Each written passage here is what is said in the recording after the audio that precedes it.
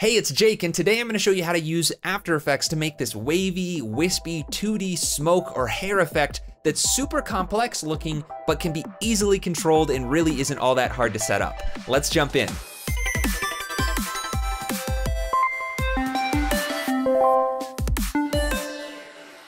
I really like the way that this effect works because it's super versatile, even though it's pretty simple once you actually build it. So I've got a bunch of examples that I'm going to walk you through, but first I'm just going to show you the basics of how it's built and we'll go from there. So here I've just got a white solid, the size of my comp, and I'm going to pre-comp this, and I'll just call this smoke. We'll just call it smoke. And then I'll go into that, and then I want to add some texture to this so that we can see what's going on. So let's add the checkerboard effect. So checkerboard, and that's going to show transparency, but that's okay. I'm going to make this probably like 100. There we go. So we've got this nice tile pattern. And I'm going to then make an adjustment layer, Option Command Y. And on this, I'm going to add the wave warp effect. If you haven't guessed already, this is the effect that really drives the entire system. We're going to layer some effects on top of it, but this is the main driving force behind it. If you've never used it, this is what it does. I'm going to hit the space bar so we can see that this effect is animated. And if we go to rate at 1 frame before 1 second, it will loop. Now this is extremely helpful because sometimes you're going to want to make loops, and some of the examples I have you'll see are looped. So having that ability to very easily find a looping frame is really just super handy. So the wave warp effect is just distorting this in a nice sine wave. That's what this is called. You can see the wave type. We have other options, but we're not going to be playing around with them, but be aware they are there if you ever want to try other ones. But the sine wave is going to be what we want for this nice flowy motion. And I can do things like adjust the wave height. So now this is way out of control, but if I went to like 25, it's bigger. If I went down to 5, it's much more subtle. But I can also control the width. So 40 is the width right now. I could bring this down to 20. Now we've got more ripples, or I could put it up to 200. We've got this nice, very wide looking wave. I'll turn that up to 30. And this almost looks like a flag. This is another great use for something that you want to add a little bit of, wind passing through fabric kind of an effect. The problem is this looks very computer generated. It's literally using math to generate a sine wave distortion map over this image. So it just looks a little bit too perfect. I'm going to get rid of that checkerboard effect on that white solid. And then I'm going to add a mask to that solid and transform it, bring it in while holding Command. So we've just got this nice bar across the screen. So we've got this very wide warp and a decent height. Now this is moving left to right, and the reason for that is because the wave direction. Right now it's set to 90 degrees, so that's the direction the waves are going to go. If I put this to -90, it's going to go in the opposite direction. It also changes to be 0, so it goes upwards, but then we're not going to see it because of the mask. But you get the idea. You can put this at whatever angle you want. Let's leave it at 90 for now. And then we have the wave speed. Right now it's set to 1, and that's really easy to remember that 1 actually gives you a looping point at 1 second. And if you just keep that in mind, I could increase the speed to say 2, and now I know that the looping point should be halfway at 12 frames. But that frame is exactly the same as the first frame, so I need to come back 1 frame on the timeline, set my workout area, and now that will loop seamlessly. So I want to set this to something probably around 3, I'm guessing. And now the looping point is going to be a little bit harder to find. I'm not going to bother doing math. I'm just going to look at this frame, see that the wave is right about there. And I think that, or maybe that, might be the identical frame. So let me just set my out area, N on the keyboard, press home. Nothing changed, so I know that's the exact same frame. K to go to the out point of my work area. Page up to go 1 frame, set my work area 1 more time, and now I've got a seamlessly looping wave. Great, that's a good starting point. So the next option down here is pinning. Right now it's set to none. If you take a look at the edge, you see that this is moving up and down on both edges with the distortion. The pinning allows you to do something like, say, pin the left edge. And now that's not going to move up and down, and it will gradually increase into that distortion. Could do it to the right edge. Now that one's not going to move. I could do this to all edges, and now neither is going to move. And the same goes for the top and bottom, even though I don't have anything touching those right now. Could also do the vertical edges, and that's going to look at these two edges. It looks pretty much the same, or the horizontal. For now, I'm just going to put it on the left edge. Okay, so this is actually a pretty decent starting point for hair. If you imagined this coming off the back of somebody's head, this could be hair waving in the air. But again, this is very digital, computer-generated looking. So how can we make this look a little bit nicer? Well, first of all, let's change the mask shape. So right now it's just this perfectly, symmetrical horizontal bar. But if I had it start out smaller by bringing up this point, and then added, some curvature to this, and then I brought this one down and rounded it out, and I've got something that looks a little bit more unique, but that sine wave is still pretty symmetrical, super, super computer generated looking. So to make this look better, I can come up to my adjustment layer and duplicate my wave warp, Command D, and now I've got two of the same effect. Now, because they're exactly the same, it's just gonna make the distortion larger. What I wanna do is first change the wave speed. And I want to do this in a very precise way because I want to be able to preserve this loop and make sure that it loops seamlessly. So I'm going to take this wave speed and just divide it by 2. So half of 3 divided by 2 is 1.5. There we go. And again, it looks like nothing has happened, but if I play this back, things have changed. And because this is half the speed, I need to double the length of my loop. So I'm going to go forward to frame 15. I believe that's the correct frame. And play that back. Now we've got something very interesting looking happening. It still looks very computer generated, but the waves are basically competing with each other and offsetting each other since this one is going half the speed. So to make this look a little less symmetrical, all I need to do is change the wave width. So I could increase this out, to say something close to 300, and now I've got something that looks a lot less symmetrical. I could really punch this out. I don't want to go to 400, because that's double the length of 200, so it's pretty much going to give me a similar looking result where we get this very oscillating symmetrical motion, even though it is a different looking shape. But if I just make this some random number that's a lot different than 200, but nowhere near 400, then those two distortion meshes are going to be different enough that we get a little bit more unique warping. So cool, we've got something that looks a little bit better, and maybe I want to increase the speed. Maybe the wave speed should be 5 and 2.5. Then I'm going to have to find that looping point again, but another quick way to do this is go to your first frame, click on the snapshot button, and then just try and remember this shape. So I'm going to look for this dip and this bump up as I scrub through. Right there, I think, back one frame. And then I'll show my snapshot from before. And actually, it looks like the next frame is closer. Now, the thing about this effect is that it doesn't have to be perfectly aligned for it to still look like it's looping seamlessly. You really can't tell that there's a little bit of difference between the first frame and the looping frame.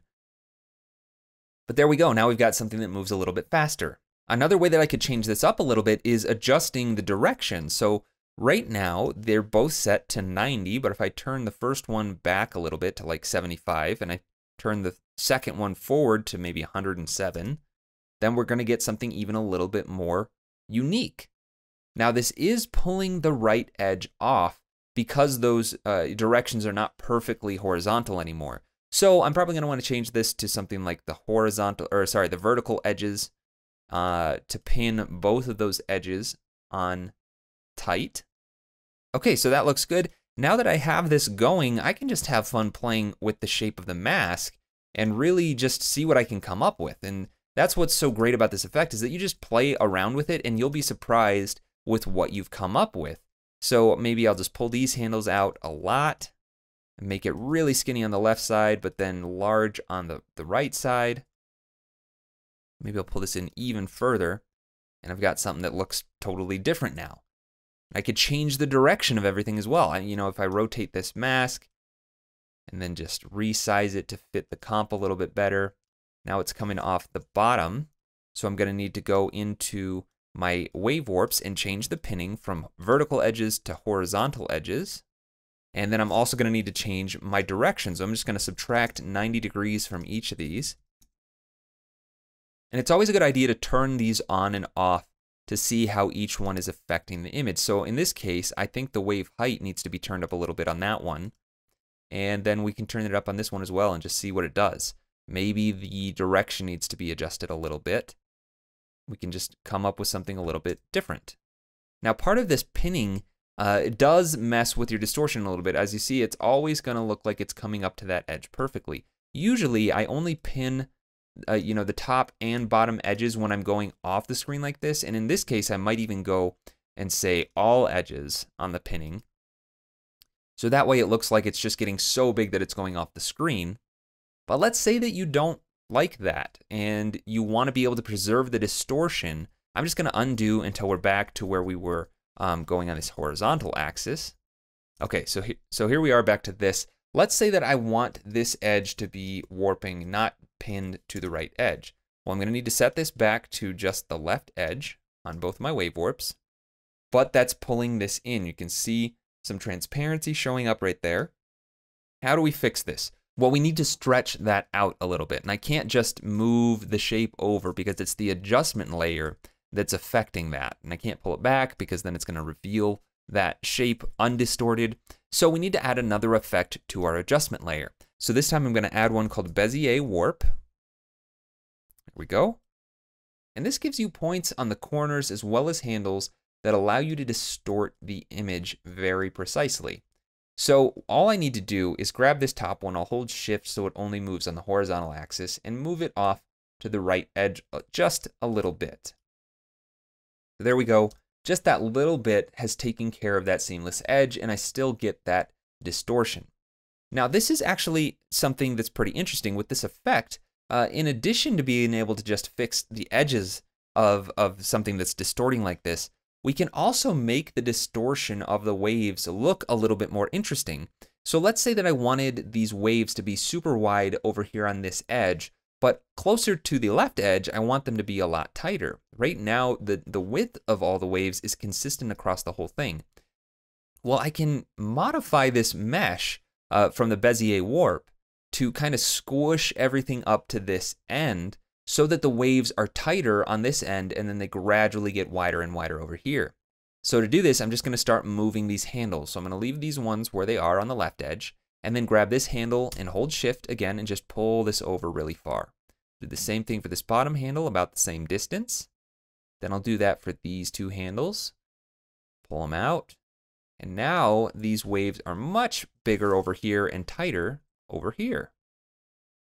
Okay, so that's interesting. But because of that, it kind of looks like it's tapering off. So I could kind of counteract that with the shape of the mask, or I could just continue modifying the Bezier Warp. So I could pull these handles up a little bit, pull this one down a little bit, do the same thing for these to make it wider on this end.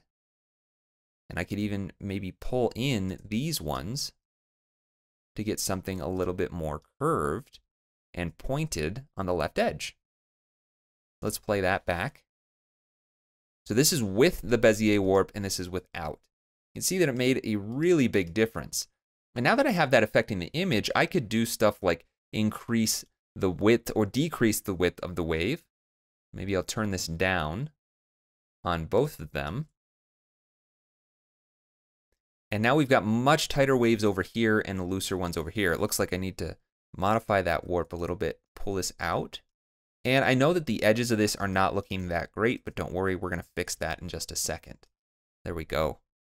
So now we've got much tighter waves here, and they get bigger as you go on. And you can keep pushing this. You could add more warps on top of each other. You could keep it to just one. And you can even add some more distortion effects. So like turbulent displace is a really great effect for just adding some randomness to it. I'm going to move this to the top of my effects stack. And then I'm going to turn everything else off just for a second. So the turbulent displace just warps it kind of in a turbulent way. And you can control the amount of distortion and the size of the distortion. So you can turn it really far down, get kind of like a textured edge, or turn it up really far to get this super warpiness. This is probably too extreme, but let's say that I want to just give a little bit of distortion overall to the entire wave, and I want to just offset it like this. Well, that's great, but let's say I just cycle this forward one revolution. See, the distortion doesn't line up, so that kind of kills my loopability. But if I come down to my evolution options and turn on cycle evolution, now that one full revolution is going to loop. So I could set a keyframe at 0 on the first frame, go to my looping frame, which is 1 frame forward from there, and turn that up to 1 revolution. And now that's going to loop like that. Now this is probably way too fast, so maybe I'll extend this out to be double the length. So instead of 10 frames, it'll be 20 frames. And play that. Okay, so that's a little bit better of a speed. And then maybe the amount is too big. Maybe the size is too big. This is just something to give a little bit of randomness to that path before we stack on the wave warp, before we stack on the second wave warp, and before we stack on that Bezier warp. Now, this might be really difficult to notice because of all the distortions that are going on, so maybe the amount does need to be turned up for you to even notice that it's there. And there you go. Now we've just got a little bit more randomness to our hair or smoke, whatever this is going to be. And maybe it's a little bit too extreme, but I just wanted you to be aware of it so that you can customize your distortions as much as you'd like to. All right, I'm going to turn that turbulent displace off and now talk about these edges. As you'll notice, they're not very crisp. And this is just because of the way that the wave warp effect works. Now, you could turn up this anti-aliasing quality from low to high. I'm sure that you've noticed by now that the rendering has kind of taken a hit with this, these effects stacked on top of each other. And I just want to point out that increasing the anti-aliasing to high really did very little. I mean, you can see it is much smoother, but it is not as smooth as it should be. And it really adds a lot of time to the rendering. So generally, I'll just leave that to low. And then I'm going to add another adjustment layer. And this one I'll just rename Soften. And we're going to do a little trick that I use all the time. So I'm going to add a Gaussian blur and turn this up to, say, 30 pixels. So we've got this nice soft edge. I'm going to repeat the edge pixels so that it doesn't soften off the edges. And then I'm going to add another effect, levels, and switch it from the channel RGB to alpha. So I'm only affecting the alpha. And I'm going to crush the alpha just like you would crush the contrast of any other value. So I'm going to turn this one up to something around like 124. This one down to around 130. I'll zoom in nice and close. And that's just going to get rid of all of that blurriness. Now I might have done that a little bit too much. You can see that these edges are still a little bit crispy. So maybe I'll back this up a little bit. And there we go. Now we've got a nice softer edge. And that looks pretty decent. Again, with that off and on, you can see that that just cleans up all of this kind of junky edges that the wave warps are generating when you stack them on top of each other. So now we have something that looks much smoother. And I could take this back into our main comp now. And we've got this trail of smoke or whatever it is. And I'll go to that same frame of 18 frames and loop it. We've got this very nice 2D smoky looking thing. And like I said, we can apply it to lots of different scenarios. Before I get to those different scenarios though, I want to show you one other cool thing that you can do with it. So let's say that I want to have an outline on this. Well, I'm just going to go right click on this, layer styles, and add a stroke. That's going to give me that nice stroked edge, and I'll probably turn this down to just 1 pixel. And then I'll make the smoke the same color as the background. So I'll add a fill and fill that with my same background color. There we go. And that red obviously is not going to work. So let's pick a different color for that layer style. Stroke, I'll just make that this nice off-white color. And maybe it's a little bit too thin. I'll increase that to 2. And now I've got this very stylized, outlined version of the smoke. And you can push this even further. If I were to take out some of the center of this, we could put a hole or divide up the smoke. So I'm just going to duplicate this white solid. I'm going to turn off the effects so we can see what's going on for a second. And I'm just going to modify this mask. I'm going to bring this one down a little bit, bring this one up, and then shrink this side a little bit as well. And then I'm going to change the mode from normal to silhouette alpha. That's going to punch a hole through the bottom layer. And then I'll turn on the effects again. And we've got these 2 lines. Maybe I'll push this up further to the top. But you can see how this is very easily customizable. So now we've got a little bit different look. I can go back to the main comp, and there we've got 2 lines. I need to clean up some of this, probably just because the mask is a little bit too thin over here, but I could just bring this one in, and there we go. Now we've got something like that, and that gives us a different look. And maybe I don't want it to have the outline look, I just want to have it filled. That's fine.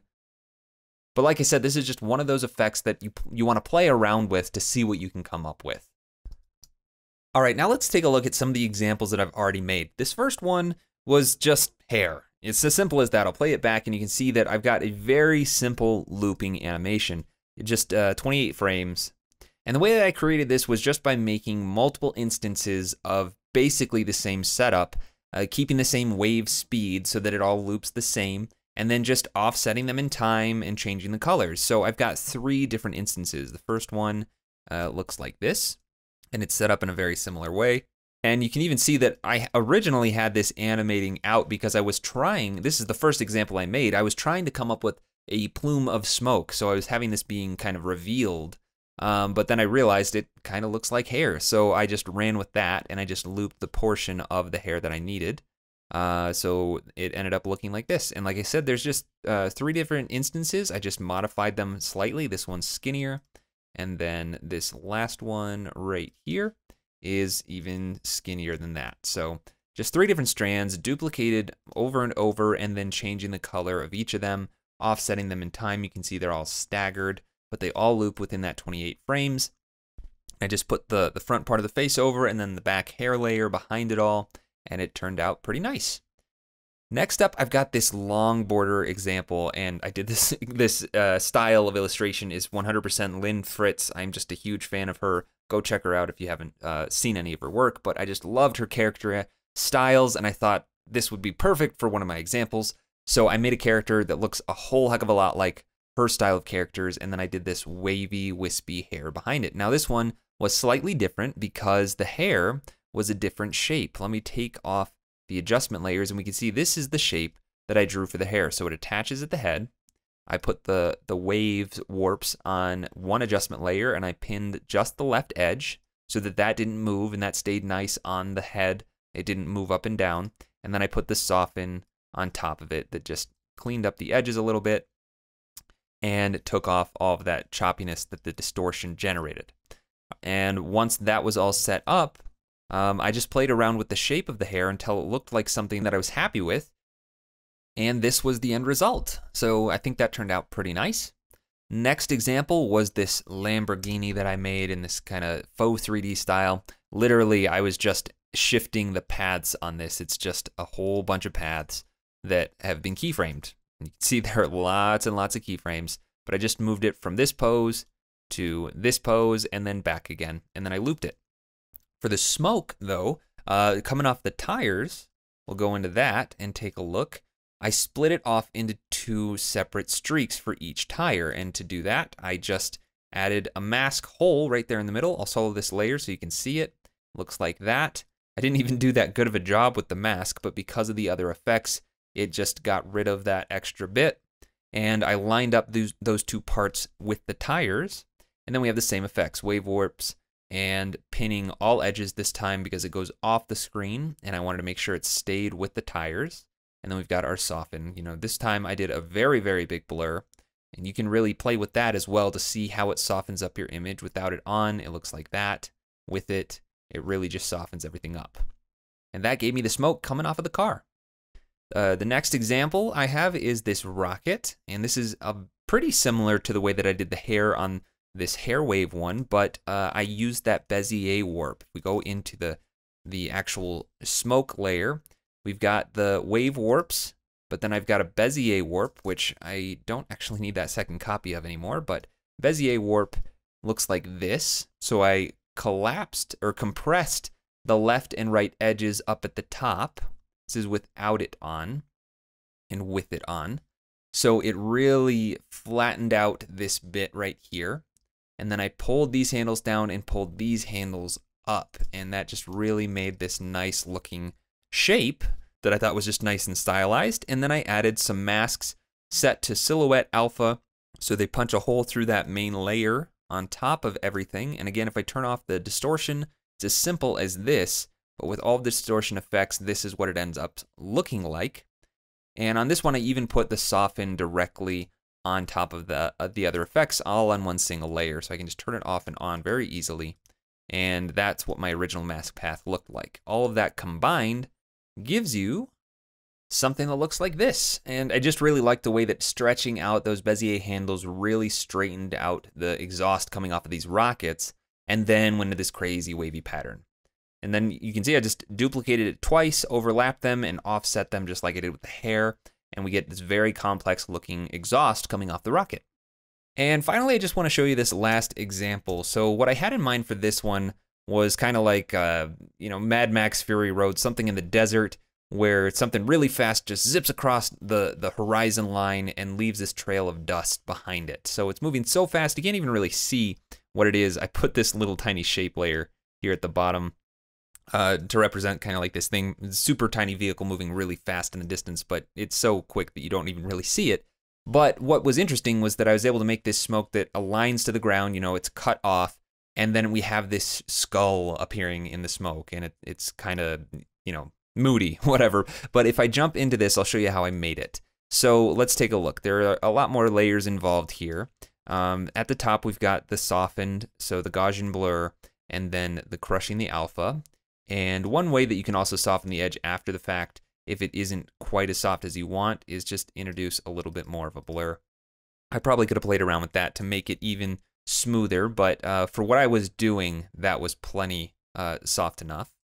Then we've got this skull layer. So if I solo this, you're not going to see anything because it's set to silhouette alpha, but it's just a solid layer with the masks of this skull. And it has turbulent displaced wave warps to give it this distortion. And the reason why I have this outside above this warps distortion was because if it was below it, I'll turn the effects off and put it below the warps, it just distorted it way too much. So I wanted to have that skull distorted less, so I just copied and pasted the effects and turned all of the settings down.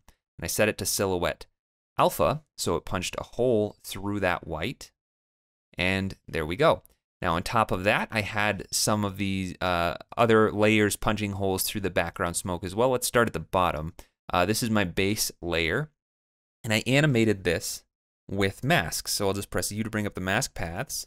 You can see that I kind of just had it start in the bottom right corner and very quickly grow as if that vehicle was moving across the desert, and the smoke rose highest from where it started, and then it just continued to grow, and then eventually kind of collapsed on itself. And with the effects on top of it, it kind of starts to disappear. So that's what's going on with that layer. And then I just added another one, and this one comes in a little bit later, and it starts off right here. So I just added basically another plume, and they meet up eventually. Then I added a third just to take out a little bit of that gap a little bit more, give it a little bit more uniqueness. We've got a couple of holes showing up in the smoke. Then I used a layer to punch a hole into everything. This is just another mask. It does have some keyframes on it, so I guess I animated it a little bit on the position as well as the masks, and this is all working together so that it all appears on as if that vehicle moving across the desert is pushing it on, and then after a few seconds of showing that skull, it all starts to go away. So the dust starts to rise, those masks start to collapse, and then I brought in some more layers, which this top one doesn't even have a mask on it. It just moves up. Again, they're all set to silhouette alpha, so you can't see them. They're just taking away from everything. And because I have that rounded edges adjustment layer, it doesn't cut it off super harshly. See, with the distortion and the rounded edges off, it just gets cut off very, very sharply there. But with that softened edges, it rounds off the corners and the warps. You can't even really tell that it's a straight line. And then I just used a couple other mats to punch holes in the smoke and kind of break it up and expanded it out. And in fact, I even animated the mask expansion, so I didn't have to move any of the mask paths. I just had this one path that was shrunken down on the expansion and expands out to completely get rid of the smoke that's left. When you put all of that together, you end up with something that looks like this. Putting all of those layered on top of each other, stacked together, gives you something that's very interesting and complex looking, even though all you're really doing is stacking a whole bunch of effects on top of each other.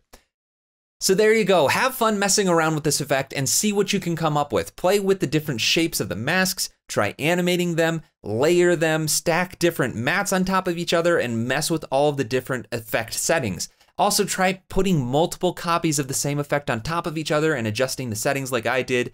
Add in that turbulent displace. Just play around with it to see what you can come up with. And if you come up with anything interesting and you post it online, be sure to tag me anywhere on social media at JakeInMotion. I would love to see what you made. I hope that you found this tutorial useful. If you have any questions, don't hesitate to ask. And be sure that you're following me on Instagram at JakeInMotion so that you can see the behind the scenes of when I'm making new content for tutorials and other things like my Skillshare classes, and you can stay up to date with me there. Thanks again for watching, and I'll see you in the next one. It looks fun.